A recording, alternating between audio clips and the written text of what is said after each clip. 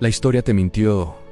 Cleopatra era mucho más oscura de lo que imaginas. Durante siglos, Cleopatra ha sido mostrada como el estereotipo más conveniente que la historia pudo fabricar. Una figura sensual, adornada con oro y perfumes, envuelta en velos que flotan como si una divinidad la protegiera. Las películas, las pinturas renacentistas y hasta los relatos escolares nos han enseñado a verla como la mujer que dominó a dos de los hombres más poderosos del mundo usando únicamente su belleza. Pero cuando uno se atreve a revisar los registros reales, la verdad es otra. Y no solo diferente, sino profundamente perturbadora. Roma, el imperio que más miedo le tuvo, fue también el encargado de moldear su imagen. Para ellos, admitir que Cleopatra era una estratega superior, cultivada en filosofía, política, idiomas y tácticas de manipulación psicológica. Era aceptar que habían sido vencidos por una mente que superaba a sus mejores generales. Por eso la convirtieron en mito, en un símbolo sexual que desviara la atención de su verdadero poder, en una caricatura útil para ocultar su inteligencia. Lo que no te dijeron en la escuela es que Cleopatra nunca fue una fantasía romanticán, fue una amenaza, y Roma hizo todo lo posible por enterrarla bajo mentiras, porque la verdad era demasiado peligrosa. El palacio de Cleopatra no era simplemente una residencia real, era un organismo vivo, un laberinto inteligente diseñado para proyectar poder psicológico. Desde el instante en que un visitante cruzaba las puertas de mármol, sentía que estaba entrando en un territorio donde nada era casualidad. Las columnas estaban talladas con escenas de juicios divinos. Los pasillos eran lo suficientemente largos para hacer que cualquiera perdiera la orientación. Y el aroma a incienso mezclado con resinas egipcias envolvía el ambiente como una niebla espiritual. Todo tenía un propósito: generar dominación emocional. Los romanos que visitaron Alejandría mencionaban que caminar dentro del palacio era como avanzar dentro de un templo donde cada paso estaba siendo observado. Pero lo más inquietante no eran los salones visibles, sino los que no aparecían en los mapas. Cleopatra supervisó personalmente la creación de habitaciones ocultas, destinadas a quebrar voluntades y castigar traiciones. Había salas donde la luz nunca entraba,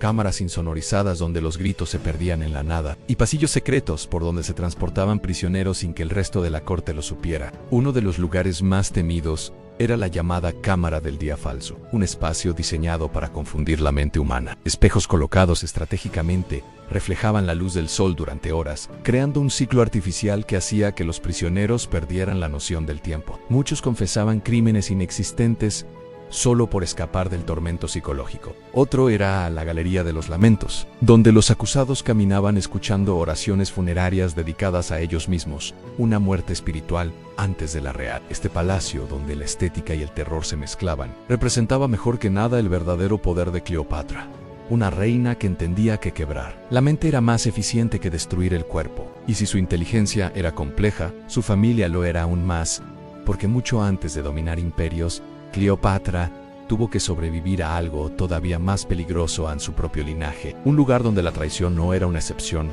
sino una tradición heredada. Antes de que Cleopatra manipulara a generales romanos, antes de que construyera un imperio psicológico en Alejandría, tuvo que aprender a sobrevivir en el terreno más inestable y mortal imaginable, su propia familia. Los Ptolomeos no eran una dinastía, eran un campo de batalla escondido detrás de coronas brillantes. En his lineage, la traición era una lengua familiar, el veneno una herramienta cotidiana, y las alianzas duraban lo mismo que un capricho. Su padre vivió consumido por la paranoia. Veía conspiradores en cada esquina, imaginaba traiciones en cada conversación, y cambiaba constantemente de aliados. Cleopatra creció observando esto, entendiendo que en su mundo nadie era realmente leal, y que la única forma de sobrevivir era anticiparse siempre a los demás. Esa paranoia heredada se convertiría más tarde en una de sus armas más poderosas. Cuando su padre murió, Cleopatra fue obligada a compartir el trono con su hermano Ptolomeo XIII, un joven manipulable controlado por consejeros que veían en Cleopatra una amenaza directa. No era solo una lucha por el poder, era una lucha por la supervivencia. Intentaron envenenarla, desacreditarla ante el pueblo y expulsarla del palacio. Pero Cleopatra no respondía con impulsos, respondía con cálculo. El intento de envenenamiento no la sorprendió. Ella sabía que en su familia, el primer ataque nunca era el último. Cuando supo que la querían eliminar, no reaccionó con gritos ni con furia. Reaccionó con estrategia. Cortó el acceso al agua en los sectores privados de su hermano. Un castigo silencioso, frío, la respuesta exacta de alguien que entendió desde niña que en su mundo el poder no se daba, se rebotaba. Su posterior huida, sus negociaciones secretas y la famosa escena en la que se presenta ante Julio César no nacieron del romance, sino de una necesidad brutal en recuperar un trono que le pertenecía por derecho, o morir intentándolo. Y aunque muchos recuerdan ese episodio como un gesto espectacular, en realidad es el reflejo perfecto de la Cleopatra real estratégica, calculadora y capaz de todo para no terminar siendo víctima de su propio linaje. Y esa famosa escena no nació del romance, sino de una necesidad brutal en recuperar un trono que le pertenecía por derecho, o morir intentándolo. Pero mientras Cleopatra recuperaba el trono a través de inteligencia y estrategia, algo mucho más oscuro crecía alrededor de ella, una red de rumores, exageraciones y propaganda que Roma usaría para convertirla en la enemiga perfecta. Y es aquí donde comienza una de las partes más morbosas de su historia. Roma dominaba el mundo no solo con ejércitos, sino con palabras. Y Cleopatra, siendo una reina extranjera, poderosa e intelectualmente superior, se convirtió en el blanco perfecto de una de las campañas de difamación más brutales de la historia antigua. Los romanos necesitaban transformarla en un monstruo para justificar sus acciones, y encontraron su mejor arma en el morbo. Cada gesto, cada ritual y cada decisión que Cleopatra tomaba era transformado en escándalo. Cleopatra participaba en ceremonias religiosas egipcias que incluían danzas nocturnas, música repetitiva, incienso espeso y estados meditativos profundos. Para los egipcios, estos rituales eran sagrados. Para los romanos, eran orgías, hechizos sensuales y actos de perversión.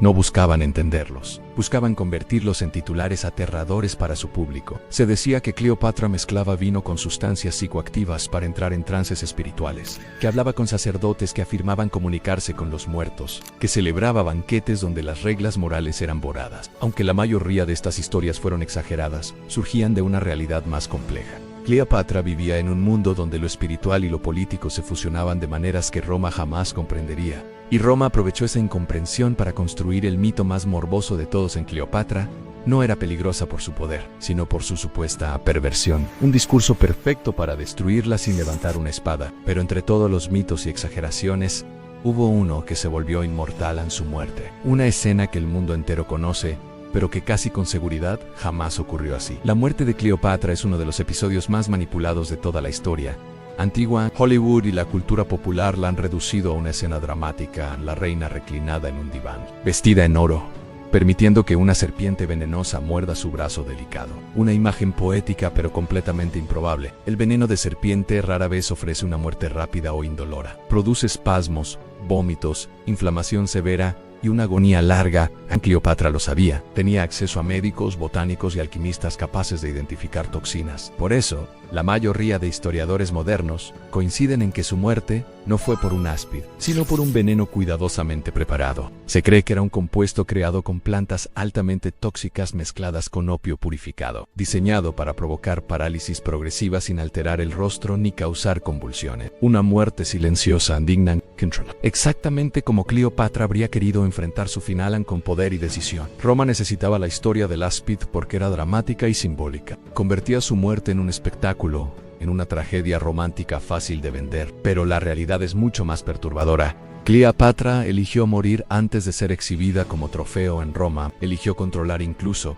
la forma en que dejaría este mundo. Y es precisamente en ese control, en esa capacidad de dominar su propia narrativa final, donde nace la verdadera enseñanza de su historia. Porque Cleopatra no fue víctima de la historia, fue víctima de quienes escribieron esa historia. La historia no es un relato neutral, nunca lo fue. Siempre ha sido escrita por los vencedores, por quienes tuvieron la pluma o espada. Y Cleopatra es el ejemplo perfecto de cómo una figura poderosa puede ser convertida en caricatura por conveniencia política. Lo que hizo Roma no fue simplemente ganar una guerra militar, fue ganar una guerra narrativa que duraría milenios. Convirtieron a Cleopatra en un símbolo sexual porque era la forma más efectiva de minimizar su impacto intelectual.